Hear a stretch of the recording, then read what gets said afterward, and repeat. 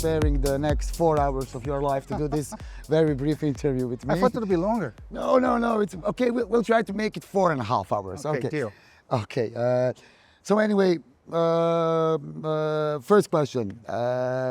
You've worked across food, beauty, gaming, across pretty different subjects and teams. So, how did each industry shape your own approach and your own voice about marketing and to marketing? Yeah, it's a really good question. Like I started at Unilever, right? So I was in Unilever for 18 years in total. Out of the 18, I think around 16 years I was in marketing. And I think consumer goods, which is Unilever, is a great marketing school. You know, like I think I've learned a lot. Like I didn't study marketing like at school. Like I've learned marketing on the job, and thanks to the amazing coaches, bosses, trainings that Unilever had in place. And all the marketing I learned in Unilever was always very conceptual, right? I mean, even in Unilever, I work in different categories, as you said, right? I mean, I work in foods, I work in personal care, I work in household care. And that's why I think the Unilever Marketing School was conceptual. After being there for 18 years, I felt that I had to continue to diversify my knowledge and continue to have like a steep learning curve in terms of my business skills and marketing skills. So going to Burger King felt like a natural step because QSR, quick service restaurants, fast food, has a component which is consumer goods, right? I mean, selling products to people, but also has a component of retail because you have a space, right? I mean, and you have a restaurant. When I was at Unilever, I never had this space. I was selling to CVS, Walgreens, Walmart, Carrefour. So I ended up like learning that. And then gaming to me was almost like coming full cycle in terms of like working on something that was truly digital native. You know, I did a lot of digital transformation at Unilever. I did even more so at Burger King and Restaurant Brands International. But those businesses, they are not born digital, and gaming was. So I felt that I needed that. I needed to see what digital marketing, what great digital marketing looked like. And then because I was able to do these three things, and my mindset was always like, thanks to my dad, always told me like, invest on your knowledge, right? I mean, that's the one thing that you'll never lose. So I was always trying to put myself in a position that I was learning something. And that's why like I ended up like changing industries, and that equipped me to work on private equity, which is what I do today. When I have like, then I face a wide range of industries and businesses and brands, and I feel I can add value because I had the experience in consumer goods, retail, fast food, and digital with Activision. Very nice. There are many things that are transferable. Of course, that each industry has its own thing, but like there are things that travel. Many things travel from one industry to another. Like what I learned in digital marketing at Activision travels really well to fast food and like into CPG. The conceptual marketing that I learned on CPG travels for all of them. And the retail nature of fast food and how fast-paced that business is, because you are tracking sales live, just like in gaming. That like bias for action and mindset of like being always like on the forefront of like doing things that are driving short-term results is also a mindset that applies to whether you are in gaming or any other tech or digital front, or you are in CPG. That is welcome on those areas. So there are many things that are transferable, and being exposed to those things, I think, make you a more round marketing person. Do you game? I do. I always did. Yes. Yeah. I have everything. Did you have like pre-releases of the games in Activision to play? Like you got it pre-released. Yeah, we had like, I remember playing Diablo 4, for instance, like way before Diablo 4 came out. Wow, like we used to play like the beta version of the of the games, and like and it was really fun, and you feel really special. Yes. Like when you're doing that. Now it's maybe it's good now to get a job in the Rockstar so we can play can play GTA. Well, I hope that GTA comes out soon. Like they moved the launch date. They moved the launch date, but I trust them. Red Dead Redemption is my favorite game of all time, so I trust them. It's No. better to move it than to release it. So, And, because yeah. today the gaming is really what EA does with the microtransactions. Yeah. And they release games which are like Civilization. You came out. I'm a big fan of Yeah, or Civilization series. Cyberpunk that had issues. And, Yeah, they had a lot of issues. Like, Yeah. wait, but I know that but they have to- GTA will kill it. it would. Like, I think that the whole world will stop for a week. You know, it's like Yeah. it's big. It's bigger than a World Cup. I watched the trailer like so many times, and Yeah. it's in Miami. I'm based in Miami, so like I look at the trailer, I'm like, oh, I know where those Oh, you're places based are. in Miami. Yes, I'm based in Miami. So yeah, you're gonna play it Yes. your own city. Yeah. Back to our subject. You've been behind some of the most daring campaigns in modern advertising. We can say that.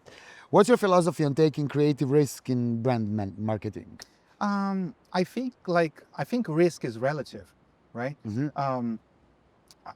It's not like that I'm not afraid when we do both things, because I am always afraid. But the fact that I am afraid probably means that we are doing something different. And if you're doing something different, there is a higher chance that's going to stand out and work. So I embrace that fear. You know what I mean? Like we do it even when we are afraid. It's not just me, it's like a whole team of people. And that's why I say risk is relative, because sometimes you feel very comfortable with something. And the comfort comes from the fact that you've done before, or that other brands already did before. And then you're going to put a ton of media money behind that something. And it's not going to work so well because it will become wallpaper and no one will see it. So risk is relative. And it's funny to see that many times I see companies and brands and people embracing plain vanilla, you know, like as if it were not riskier than doing something that one would, in theory, consider to be risky. You know what I mean? Like, so Yeah. that's why it's so relative. Like I just did a presentation here on DK, like 2035, and I said that like I don't have enough money to be boring. You know, I don't have Yeah. enough money to be plain vanilla. And even when I work on large, big brands like Dove or Call of Duty, the plans are very ambitious. So like, even if you have the money, you probably don't have all the money to do everything you need to reach your target. So that's where creativity kicks in, and that's where doing something different is needed. And usually those things are bold and different and unique, and they cause some fear, but one should embrace that because it's actually less risky than Yeah. doing something that you have done before, that other brands have done before. Okay. Yeah. Cool. It makes sense completely. It's easier said than done. Yeah, it is, because you have to be brave to stand out. I mean, Yeah. you get lost. As I'm coming from film and from the film industry, I'm fascinated by how storytelling works in a 30-second format. How do you balance storytelling with performance marketing, especially in today's data-obsessed world? Today, everybody's talking about data, Yeah. and I have to be honest, I'm getting bored by it, you know. Yeah. And that is the question about intuition versus data. So Yeah, that like, would be the look, question. I think that there is different campaigns and different assets may have different objectives, right? Like I'm always trying to do things that will build the brand and drive the business. Like some may do more one than the other, right? Depending on the category you are in, you will need probably to be competitive to have a good performance marketing engine running, right? But even that performance marketing engine will be more efficient if people know the brand and have an affinity for the brand, which is what your top of the funnel marketing or awareness Yeah. marketing or brand marketing will do. You know, there are lots of papers out there and a lot of data out there that prove that you need to do a bit of both. And each brand, depending on the category you're in, depending on the competitive environment you are in, depending on so many other factors, may have a slightly different balance between those two things. But on the long run, I think you should have a balance, right? So I'm not against data, but I know that I need to go beyond just that. You know, like by the way, we all have the same data, right? I mean, like Yeah. we are all looking at the same thing. So chance and even when you're optimizing based on data, you're optimizing based on something that has already been done, right? Against Yeah, a yeah. database of things that already happened. So to some extent, you may need to do a little bit of that, but you also need the other. So I don't see it as like one order. You know, I think you need a bit of both. Of course. And the balance, you need to find where that's like where to put like the balance of those two things. I mean, but we are emotional beings in the end. We are emotional and we react with emotion to the ads we look.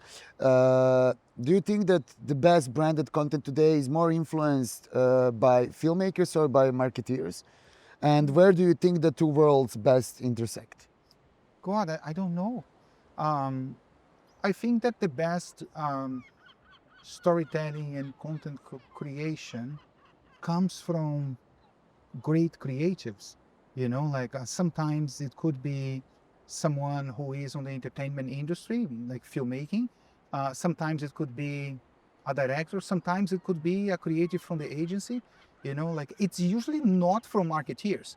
You know what I mean? Like I consider myself a creative marketeer, but like the ideas are not mine.